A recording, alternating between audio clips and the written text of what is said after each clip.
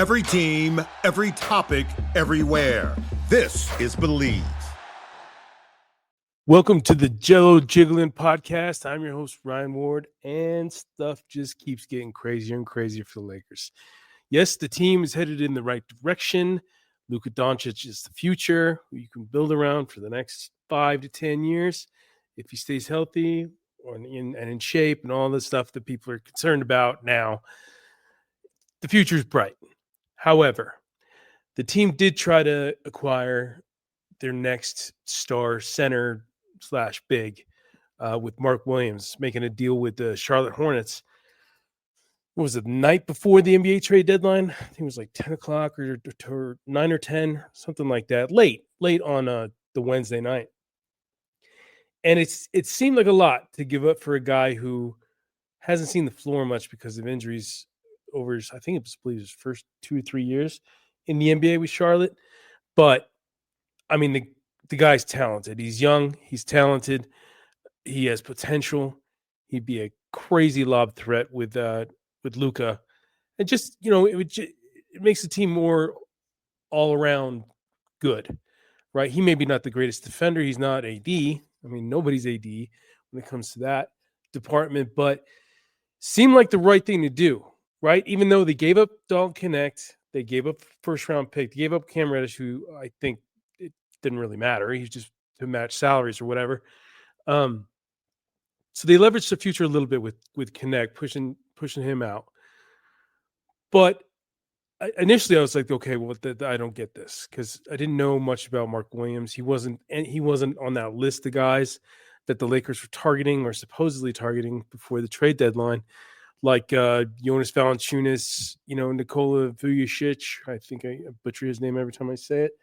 Or like Nick Claxton or Day'Ron Sharp, and I think there's others that I'm missing, but there was a theme, right? It seemed like it was going to be one of those guys or Walker Kessler, but it just wasn't. They didn't go that route. I think Valanciunas got moved to Sacramento.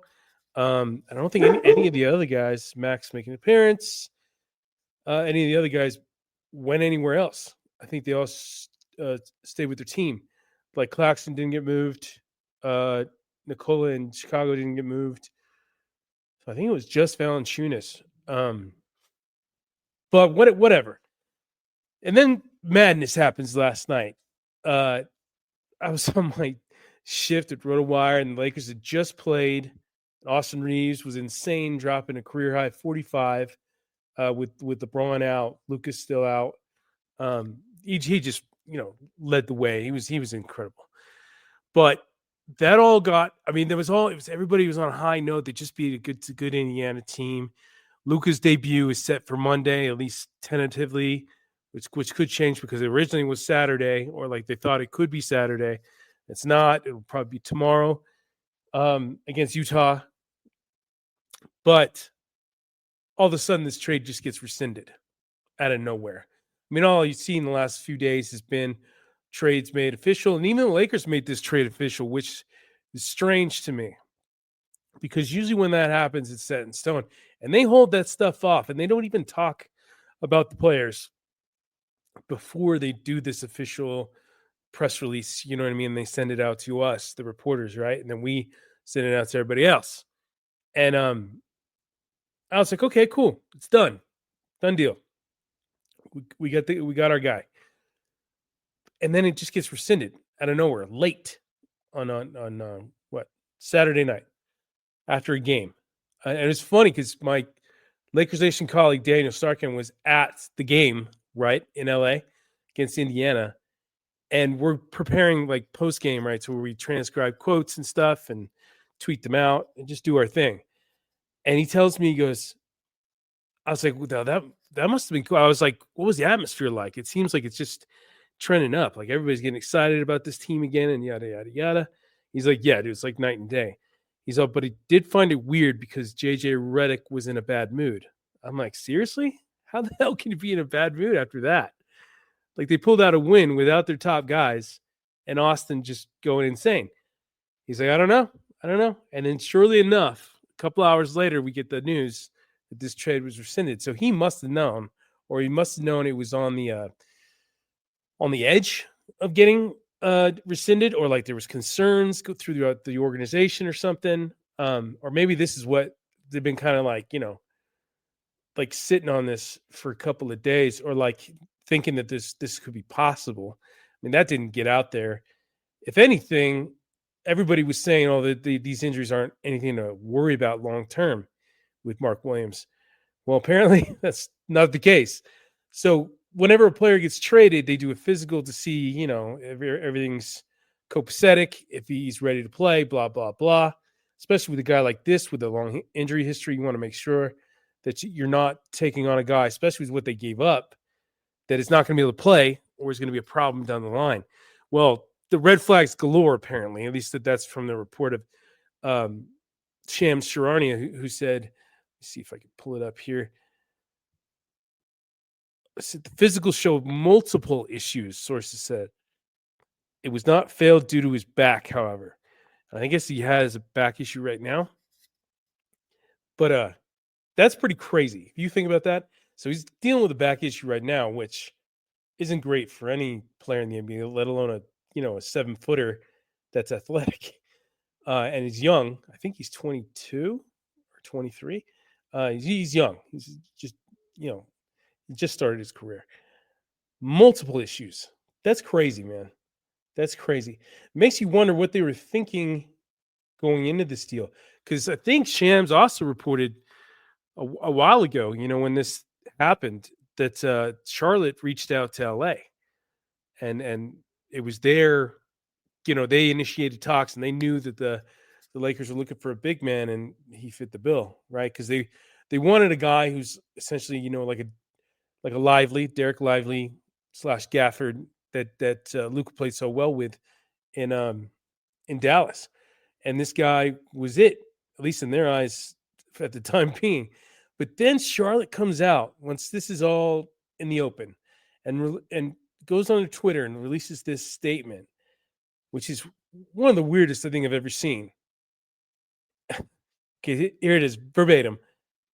We are excited to welcome Mark back to our Hornets organization. That just, wow. After the other team, don't even mention the Lakers, aggressively pursued Mark, even though they called LA. Just all kinds of, whoever wrote this is just like, it's like backtracking crazy. We made the difficult decision to move him. We always held great respect for Mark's talent, work ethic, and character. We're thrilled to see him rejoin our roster as a dynamic presence at the starting center position. His return strengthening our team, and we look forward to the impact he will make on and off the court. That's just crazy, man. It's just like we screwed up, and this is the best we're going to put together, a few lines, a paragraph. When you see the other team, which is weird, you say that the Lakers reached out to you and were pursuing him hard. Like, it's all kinds of wrong. It's just weird. Don't even say anything. Why say something? It just makes it more awkward. I think sometimes teams are trying to be so politically correct and so like squeaky clean that they do stuff like this, and it just completely backfires. It's so bad. I mean, I went on Twitter right away, and I'm like, didn't Charlotte call LA about the deal? Like, why are we? I mean, this is coming from Shams, right? So he's getting that from a source. So he was told from somebody, I'd assume within the Hornets organization, or maybe even Lakers organization, who knows, or both. So you never really know. It's never, oh, well, cool. News just broke that Kike Hernandez just re-signed with the Dodgers. All right. That's awesome, man. For anybody who's like a huge Dodger fan and loves baseball, loves the Dodgers, go follow Dodger Blue. Dodger Blue 1958 on Twitter. And it's our sister site, right? Who's obviously blowing up right now because it's just an incredible run they had last year and all the players they've been signing this summer. So awesome that he's back. That's like the final piece. I don't think they're doing anything else after this. That is so cool, man. Okay, totally sidetracked there. Because I was on Twitter reading that tweet from yesterday. Anyway, where am I going? So now the Lakers are in a bind. The coolest part about this, I think, is they get Dalton Knecht back. I mean, that could change this summer and they move him again because I'm sure he's not too happy, but he's a rookie. You know, he can't do anything. He can't control any part of his future. And he went from being red hot to start the season to just kind of like hot and cold and very cold in stretches. But I think it's a good thing because I think he'd be a great six man. You know, a guy coming off the bench, give you some scoring pop. He'll play well with Luka because he can play off ball. He's constantly cutting the basket. He's just a natural scorer. I love his game. He's not good defensively at all, and I think even with Mark Williams, that would have been the number one problem. Is this team is not going to be able to defend well, so it's going to rely heavily on putting up points offensively and just outscoring teams early and often to where, like, you know, you're sitting on 15 to 20 point leads and that's how you're winning games. I think in the end of this season, that'll be their downfall is that they just can't play defense. But I don't know. It's to be determined. We haven't seen what this is going to look like. But the problem now is they really are going to have to rely on Jackson Hayes, Christian Coloco, Trey Jemison, and who am I forgetting here?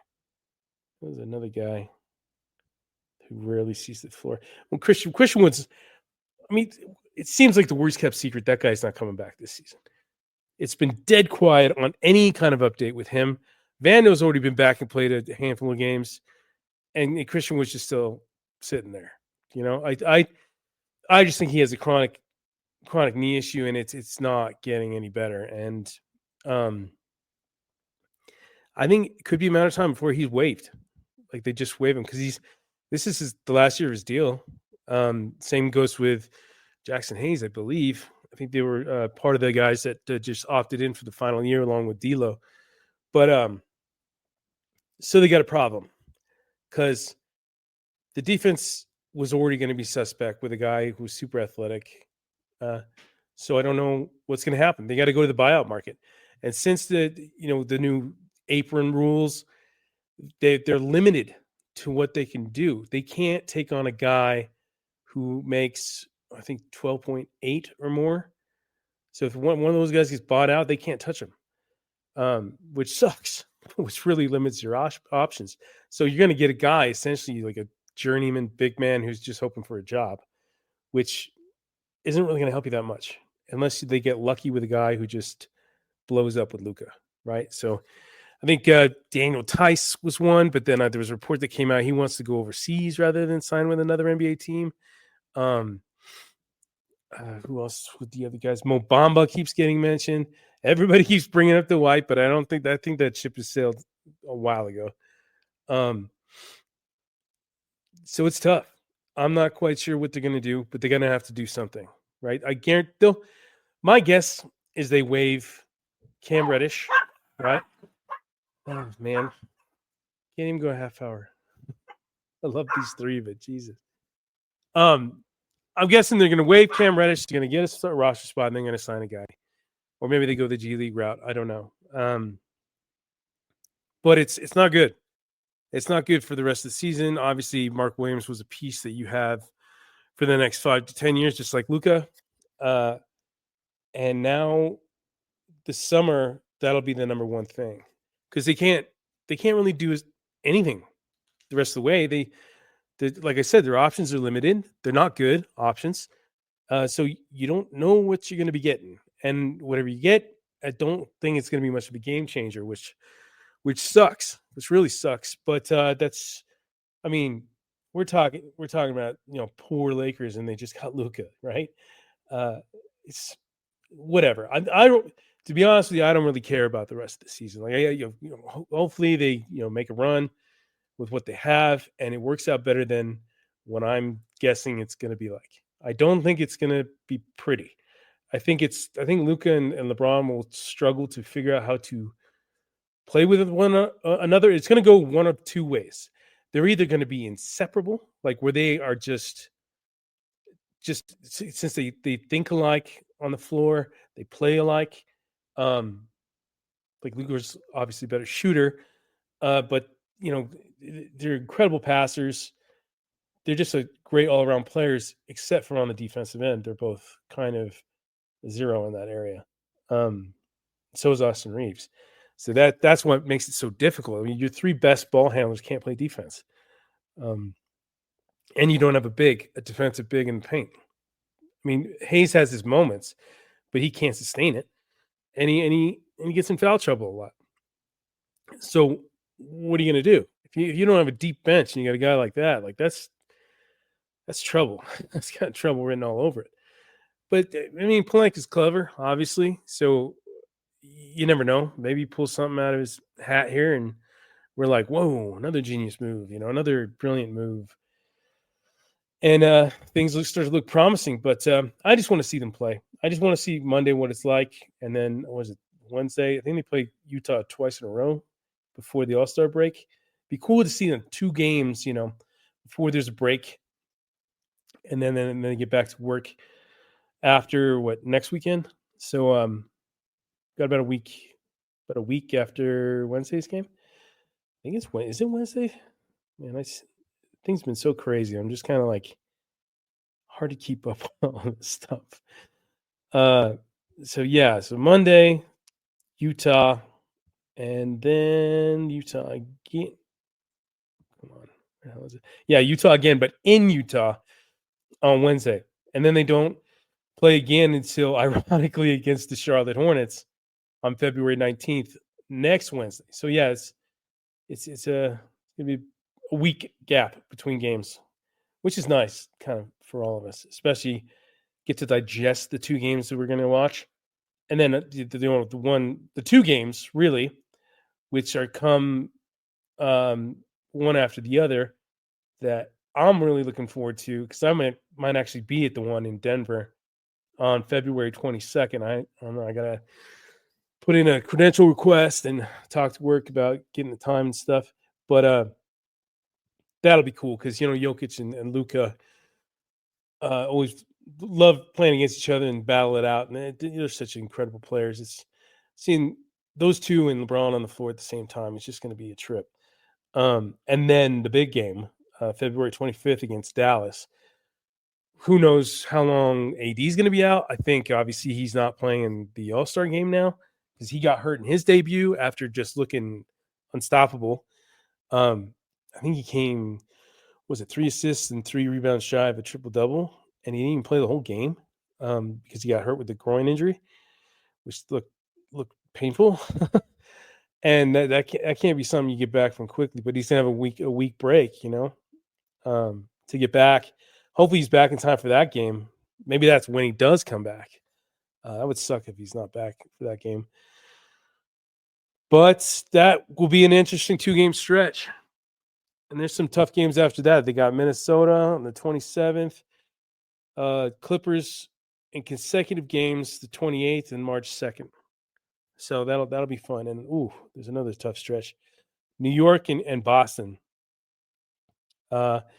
New York on March 6th, and then Boston on March 8th in Boston, which will be a tough little road trip because they're in Boston, and then they go to Brooklyn, which, whatever. D-Lo revenge game again. And then in Milwaukee, and then in Denver again. So the rest, it's going to be fun, man. It's going to be fun. I keep saying this since the trade happened, but I'm really looking forward to this. First time I've been like this in quite a while. So it's nice. It's nice. And it's nice for all of us. And that brings me to our sponsor over at Believe, Underdog Fantasy. I've been doing this. I said it in the last podcast. I've been doing this for probably 6 months now, 6 to 8 months. I think basically ever since the NFL season started. I love it. I put picks in this morning for the Super Bowl today. Go Eagles, by the way. I can't watch the Chiefs win another one, man. I can't. As a Raiders fan, it's going to kill me. I'm already dealing with enough with that team. Don't need the Chiefs to be, rubbing that in our face for years. Bad enough that they won a Super Bowl on our home field last year. Anyway, just breathe. You just pick higher or lower on a bunch of different stats. You pick 2 players.